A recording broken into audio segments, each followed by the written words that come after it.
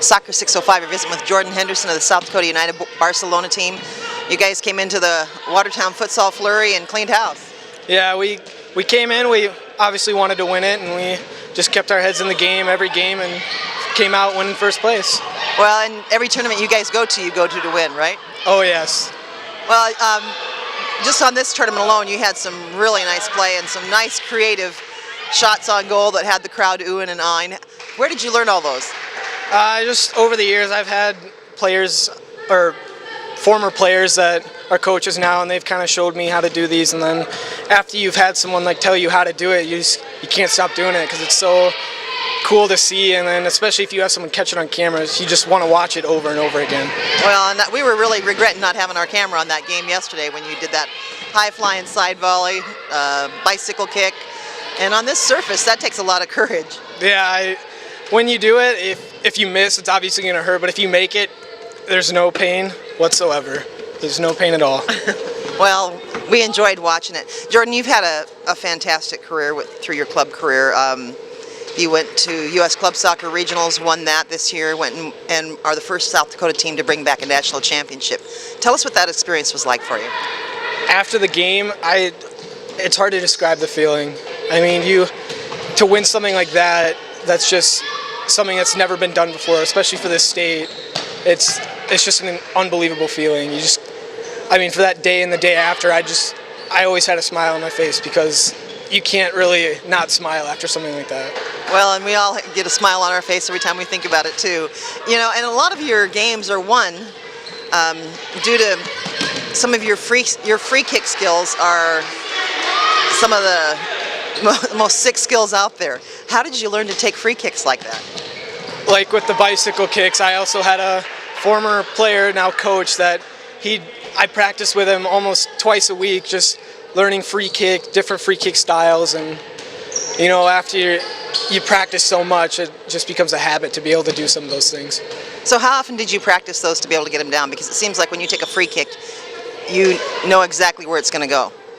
It took probably years. I mean, I started out just like anybody else, just kicking a ball at the goal. But I mean, to get where I am, I took time out of everything. You have to sacrifice your friends. If you want to go somewhere with soccer, you have to give everything up and just play. Well, and you've made a lot of those sacrifices and have become a phenomenal player.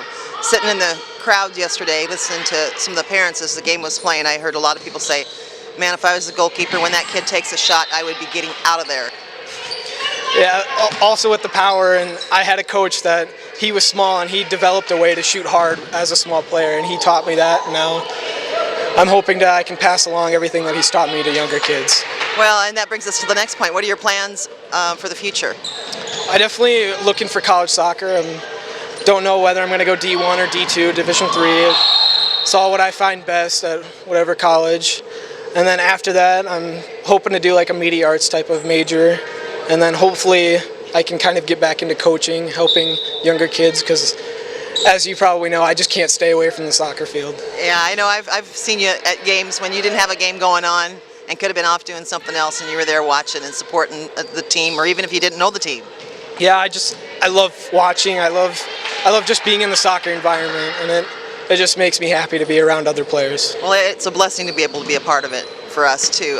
Jordyn, I know that you had some soccer plans, college plans in the works, and a coaching change may have made some changes for you. That happens to players once in a while. Can you we don't need to talk about the school specifically, but can you share with other viewers what happened there? Well, I was going to go on a visit to a college, and I was getting kind of close, like it was probably going to be a deal probably in the college visit day. And then I found out a couple weeks before I was going to leave that the coach had resigned. And just kind of unlucky, but it happens. You just got to move on and try to find something that's going to be able to make up for it. Yeah, so that's probably a good lesson for players out there that are making college plans, to make sure you have a couple other options, because if you're going to a school, the coach is an important part of it if you're planning to play, right? Yeah, I would say always have multiple options. I mean, I try to keep at least 5 or 6. I mean, even if it's a college that you don't want to go to because of how low they are, like an NAIA school, always keep them in the list, because if everything else falls down, at least you can go to that, and then possibly you could transfer up your sophomore, junior year Yeah, and I can't imagine you going to college without playing. Oh, I wouldn't. It'd be impossible. I'd just be depressed.